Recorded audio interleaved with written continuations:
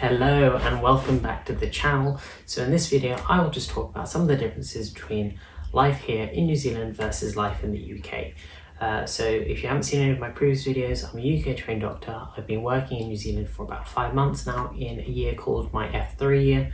So that's following my F1, F2 foundation training as a doctor in the UK.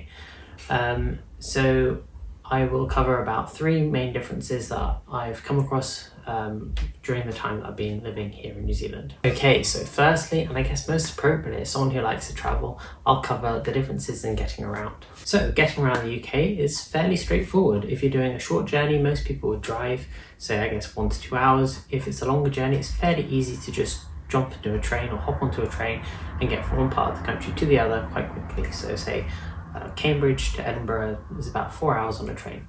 And I guess flying in the UK is not as common. I do know some people who take a plane, say, to get from London to parts of Scotland, just because it can be a bit cheaper than taking the train. This is in contrast to here in New Zealand, where the main ways to travel between cities is by driving or taking a plane. Taking the train is not really an option, or at least not an option that I've come across, because there's not many intercity trains, and I didn't really realise that or appreciate that before I came to the application process for a job here in New Zealand. Yes, on top of that, the cities in New Zealand are very far apart, at least some of them are anyway. So I'm halfway down the North Island to get to any of the northern cities such as Auckland, Hamilton, Rotorua, Tauranga. It's about a 3, 4, 5 hour drive depending on where you're going, and to get to I guess Wellington, which is the big city on the south of the North Island, it's about a 4 or 5 hour drive too. You can take the plane too. I guess you normally need to book that a bit further in advance because it can be quite expensive in the next 1 or 2 weeks before you're booking. So I was really surprised with that because I guess in the UK a 3, 4 hour, 5 hour drive is something that you wouldn't typically do as a common weekend drive. I suppose maybe if you're doing a trip down to Cornwall for a couple of days or up to Yorkshire and you're spending like a longer period of time there, then I guess that is something that you do as a road trip. But here in New Zealand, and I guess I've heard the same in Australia, where they're much larger country and the cities are further apart, it's very common to just go for the weekend and just say, oh, I'm going to go to Auckland or I'm going to go to Wellington for the weekend and do that, make that long drive. Because I guess unless you're taking the plane and you book that in advance, then there's not really many other options to getting from city to city and seeing friends or family or doing activities in different places. Yeah, I guess there is an intercity bus, but that takes even longer, or can take even longer. So I've looked at buses before, and to get from my city to, say, Hamilton, it can take up to 10 hours sometimes, depending on the route that they take and the number of stops. So yeah, I would say that's a big difference. On the topic of getting around is driving. So in the UK, of course, the similarity with New Zealand is we drive on the left-hand side, but one of the biggest differences, again, that I didn't realise, is the predominance in driving of automatic cars here in New Zealand. In the UK, I would say the vast majority of cars are manual cars, and that's the one that I did my driving test on and sort of have practiced in. I wouldn't say that's a huge problem because having driven automatic cars here, I would say they're a lot easier to drive. It's kind of like driving one of those Legoland cars, quite fun as well.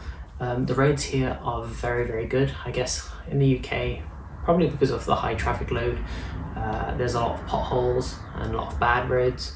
There are of course a lot of good roads and nicely repaired ones. Here in New Zealand, all the roads I've driven on have been very smooth, very nice to drive. There's also not too many roads, if that makes sense. So to get from my city to some of the northern cities such as Rotorua, Hamilton, Tauranga, it's often the same road that you drive for a large part of that journey. So the same single road, so you're just driving straight. So it's very simple to get from place to place. Another difference between the two countries that I've noticed is down to the population, I guess. So in the UK, the population size is 70 million. Here in New Zealand, it's about 10 million. And I guess for comparison, the population of London is 10 million. So London's population is almost the same size as the population of New Zealand as a country. and that means that the cities tend to be less populated, less busy than those in the UK. I guess medium size or reasonable size city here in New Zealand is about the same size as a small city or a large town in the UK. And I think that means it's a lot easier to get around. So say getting from one side of Hamilton to the other, when I was there, which is the fourth largest city here in New Zealand, took about 15 minutes in the car, which I would say, particularly in larger cities in the UK, it takes a lot longer, particularly in rush hour, and I guess that's another thing. Waiting in traffic here takes a lot less time, at least in my experience of travelling in Rotorua, Tauranga and Hamilton. I haven't travelled to Auckland. I have read online that Auckland traffic is terrible, but I'm sure it's probably not as bad as some of the traffic situation in London, where you can be waiting for a very long time, particularly if there are roadworks. So that was just some of the differences I've noticed between living in the UK and New Zealand. There's a ton of differences, from supermarkets to sort of the way of life and doing things differently, that I'll probably cover in different videos. Of course, there are a lot of similarities, and I think that's down to the quite shared history, culture, and sort of values, I guess. So thank you for watching this video. I hope it's shown some insight into some of the differences. Definitely things that I didn't think about before I came here to New Zealand.